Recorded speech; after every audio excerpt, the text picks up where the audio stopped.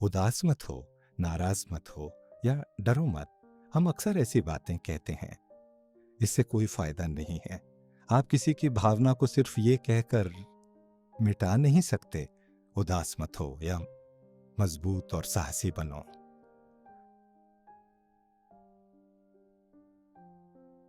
Heartfulness के आदि गुरु पूज्य श्री लालाजी महाराज ने हमें प्रेम से वार्तालाप में सहायक महत्वपूर्ण गाइडेंस दिया है। उनकी प्रेरणादायी वार्ता, जिसका नाम वार्तालाप के सिद्धांत है, हृदयपूर्ण संचार की आधारशिला है। ये न केवल हार्टफुलनेस ध्यान और सफाई अभ्यास है जो हमें आध्यात्मिक रूप से विकसित होने में मदद करता है, बल्कि हम अपने दिन प्रतिदिन के व्यवहार को कैसे संचालित करते हैं, ये भी इस प्रक्रिया में महत्वपूर्ण योगदान देता है।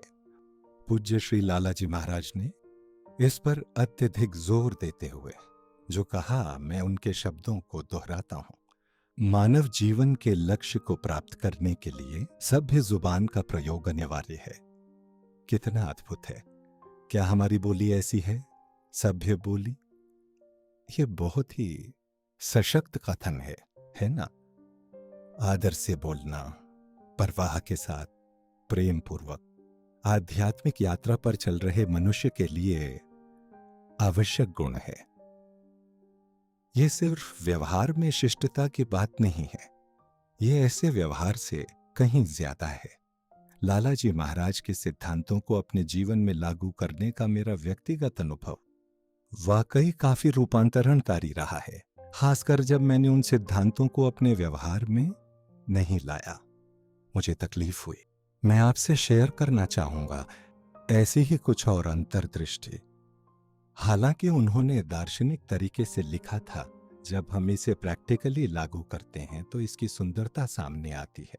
उन्होंने कहा कि हमारी बातचीत की शैली दिव्य धारा की तरह होनी चाहिए, समान प्रवाह। इस शुद्ध प्रवाह की नकल करने के हमारे प्रयासों से असंख्य लाभ प्राप्त होंगे।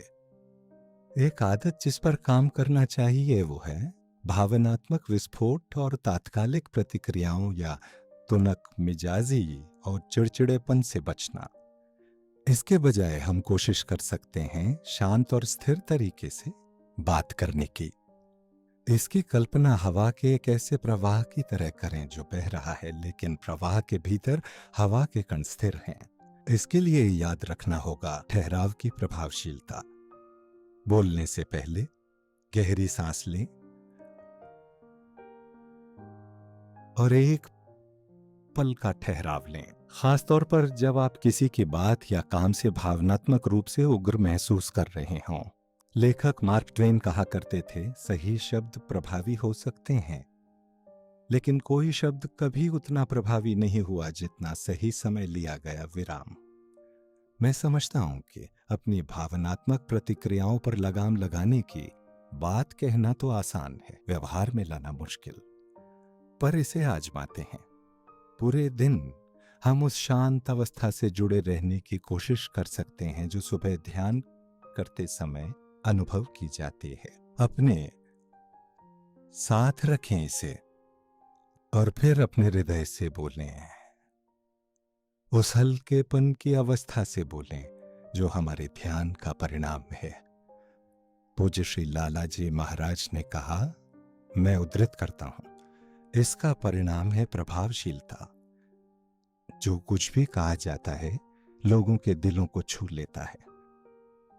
यह ऐसा है कि हमें सही शब्द स्वतः मिल जाते हैं जब हम ध्यानमय होते हैं। शब्द उस दिव्य धारा से प्रवाहित होते हैं जो हम सभी को जोड़ती है, हमारे बीच एक समस्वरता पैदा करती है। अब यह बात आदर्शवादी लग सकती है। उदाहरण के लिए, कार्यस्थल पर तनावपूर्ण स्थितियों में या घर पर अपने किशोर बच्चों से उनकी आदतों के बारे में बात करते समय, चाहे कितना भी मुश्किल लगे, कोशिश करते रहिए।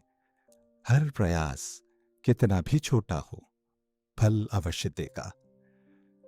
शांत रहने का सरल अभ्यास बहुत से लाभ प्रदान करता है और धीरे धीरे यह आपका दूसरा स्वभाव बन सकता है। कल्पना करें कि आप शांत नहीं रहते हैं और आप बहस या लड़ाई कर लेते हैं अपने किशोर बच्चे या सहकर्मी से। क्या इससे मदद मिलेगी? तो आपके पास चॉइस क्या है? खुशी की बात है, हमें बहुत उत्साहजनक प्रतिक्रिया मिलती है ऐसे लोगों से जो अपने जीवन में हार्टफुल संवाद लागू करने की कोशिश कर रहे हैं। इससे जो फर्क पड़ रहा है उनके जीवन में सामंजस्यपूर्ण संबंध बनाने में। हमने पहले बात की है अपने इरादों के महत्व की जब हम वार्तालाप करते हैं, और सही होने की चाहत का जाल। उत्सुक होने की बजाय हम उग्र हो जाते हैं उन क्षणों में जब हम खुद के सही होने पर जोर देते हैं। अब हमें एक नया आदर्श वाक्य समझना चाहिए, जुड़ने का इरादा, सुधारने का नहीं। आइए जुड़ने के इन इरादों को संजोएं, सुधारने के बजाय। मुख्य सिद्धांत जो पूज्य श्री लालाजी महाराज ने बताया वो था, ऐसा इरादा रखें कि किसी के दिल को ठेस पहुंचाने की कोई इच्छा न हो। भले ही हम सचेत रूप से इरादा रखते हों कि किसी को चोट न पहुंचे और हम परवाह करना चाहते हों, शब्दों में स्पंदन होता है, ऊर्जा है ना। उनमें अपनी शक्ति होती है। उदाहरण के लिए, आपको कैसा लगता है जब मैं ये शब्द कहूं, बेवकूफ? अब ध्यान दें, कैसा लगता है जब मैं ये शब्द कहता हूं, शांतिमय? आप खुद भी इस पर और अधिक प्रयोग कर सकते हैं। शब्दों और कार्यों का अपना जीवन होता है, जैसे विचारों और भावनाओं का है। उनका दूरगामी प्रभाव होता है जो न केवल खुद को प्रभावित करता है बल्कि कई अन्य लोगों को भी।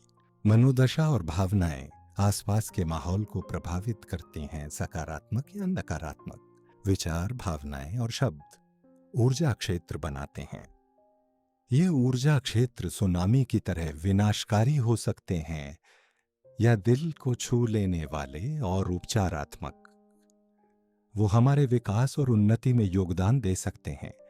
ये हम पर निर्भर है, हमारी चेतना पर, और हम दुनिया में खुद को कैसे व्यक्त करते हैं। जब आप किसी को भला बुरा बोलते हैं, आप सोचते हैं कि आपने दूसरे व्यक्ति को सुना दिया है और आप उसे चोट पहुंचा रहे हैं, लेकिन ये चोट आपके दिल को भी छुएगी। आप इस चोट पर चिंतन करेंगे, मनन करेंगे और इसे अपने दिल में भी रखेंगे। हमारे स्पंदन जैसे हमारे भीतर बहते हैं, बाहर भी प्रतिध्वनित होते हैं। वाणी के प्रवाह पर किसी भी प्रकार का भार नहीं होना चाहिए। इसलिए हमें वार्तालाप का लक्ष्य रखना चाहिए कि हमारे सूक्ष्म शरीर पर कोई प्रभाव न पड़े। सूक्ष्म शरीर मतलब मनस, चित्त, बुद्धि, अहंकार। याद रखें कि एक खुला, मुस्कुराता हुआ, आनंदित हृदय हमेशा कृपा को आकर्षित करता है, जो शांत झील के पानी पर सुनहरी धूप की तरह प्रतिबिंबित होती है।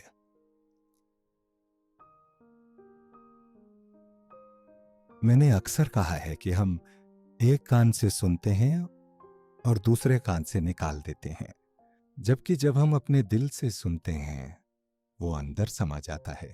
प्राणाहुति से समर्थित हार्टफुलनेस ध्यान के माध्यम से हम दिल के रडार से जुड़ जाते हैं। सुनना सीखने का मतलब है इस पर फोकस करना कि लोग क्या कहना चाहते हैं और वो क्या महसूस कर रहे होंगे। जो अनकहा है वो भी, सिर्फ वही नहीं जो वो वास्तव में कह रहे हैं।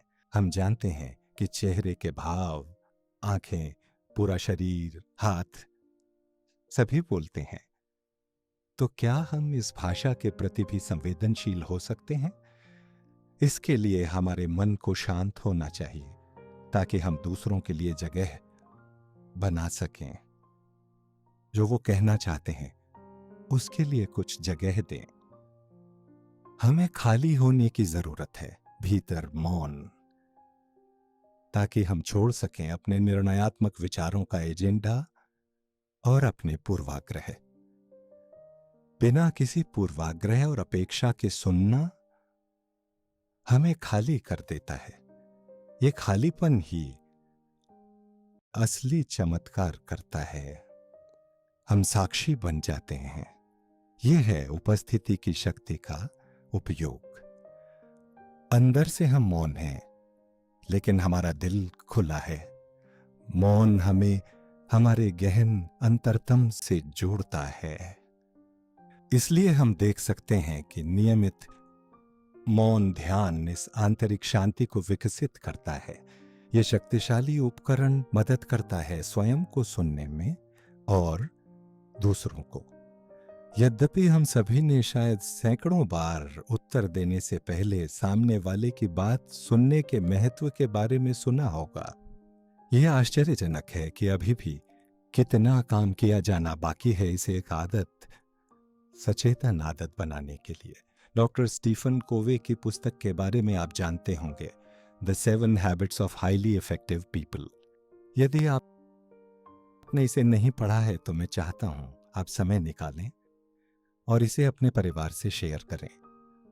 उन्होंने जिन प्रभावी आदतों को पहचाना उनमें से एक है, समझने की कोशिश करें इससे पहले कि आपको समझा जाए। फिर से दोहराता हूं, कोशिश करें समझने की इससे पहले कि आपको समझा जाए। दूसरे शब्दों में, पहले सुने। आप जो सोचते या महसूस करते हैं यह बताने से पहले दूसरे व्यक्ति को समझने की कोशिश करें। दूसरों की बात पहले सुनना सिर्फ विनम्र या विचारशील होने से कहीं ज्यादा है। यह संतोषजनक फलदायी बातचीत में सक्रिय योगदान देता है। ध्यान से सुनने से आपका बहुत समय बचेगा। सोचिए कि गलतफहमियों को दूर करने में कितना समय बर्बाद होता है, सिर्फ इसलिए कि आपने ठीक से नहीं सुना या दूसरे व्यक्ति ने ठीक से नहीं सुना। तनाव होने के अलावा कई बार भले ही हम वास्तव में टोक न रहे हों वक्ता को, फिर भी अक्सर हम अपने मन की बात कहने के लिए बेचैन रहते हैं। प्रतिक्रिया प्रबल रहती है। डॉक्टर स्टीफन कोवे ने बताया कि ज्यादातर लोग समझने के इरादे से नहीं सुनते, वो जवाब देने के इरादे से सुनते हैं। बातचीत में लोग अक्सर दूसरों की बात सुनने के बजाय अपनी कहानी सुनाने में लग जाते हैं कि मेरे साथ भी ऐसा ही हुआ और वो एक ऐसे अनुभव के बारे में बताने लगते हैं जो सामने वाले के जैसा ही था, और सारा ध्यान उस व्यक्ति और उसकी कहानी पर चला जाता है, और जो व्यक्ति अपनी बात कहना चाहता था वो निस्सहाय रह जाता है। हार्टफुल कम्युनिकेशन में इन व्यवधानों को हम कहते हैं सर्किट ब्रेकर। याद रखें इस शब्द को, सर्किट ब्रेकर, क्योंकि ये अक्सर लोगों के बीच के जुड़ाव को बाधित करते हैं। जब सर्किट ब्रेकर सक्रिय हो जाते हैं चर्चा के दौरान, संचार के दौरान, ये हमारी चर्चा के प्रवाह को भी बाधित करता है और हम कई अलग अलग तरीकों से अवांछित सलाह देने लगते हैं। मेरे आदि गुरु पूज्य लालाजी महाराज ने हमें जीवन का एक सबसे अनोखा सिद्धांत दिया, जिसका वो स्वयं उदाहरण थे। उन्होंने कहा, उद्धृत करता हूं, बिना मांगे कभी सलाह मत दो, अन्यथा इसके बुरे परिणाम होने की संभावना रहती है। यदि आपको किसी में कोई कमी नजर आए, प्रार्थना करें कि वो मुझसे मुक्त हो जाए। तो ये उनका मार्गदर्शन है। किसी को सलाह देने, आलोचना करने या किसी के बारे में पीठ पीछे बात करने के बजाय हम प्रार्थना कर सकते हैं। हम में से ज्यादातर लोग समस्या को ठीक करने या सलाह देने में बहुत अच्छे हैं और हम सुनने में बिल्कुल भी अच्छे नहीं हैं। जैसे जब हम किसी से कहते हैं जो हमसे बात कर रहा है कि ऐसा मत महसूस करो जो तुम्हें असल में लग रहा है, उदास मत हो, नाराज मत हो या डरो मत। हम अक्सर ऐसी बातें कहते हैं, इससे कोई फायदा नहीं है। आप किसी की भावना को सिर्फ ये कहकर मिटा नहीं सकते, उदास मत हो या मजबूत और साहसी बनो। जब लोग अपनी कहानियां बता लेते हैं तो उन्हें अपनी परिस्थितियों को संभालना आसान लगने लगता है और इससे गहरा आध्यात्मिक लाभ हो सकता है। हम संस्कारों का बोझ कम करते हैं ढंग से सुनकर। कभी कभी मौन रहना, बिना एक शब्द बोले, किसी के दिल को संतुष्टि दे सकता है।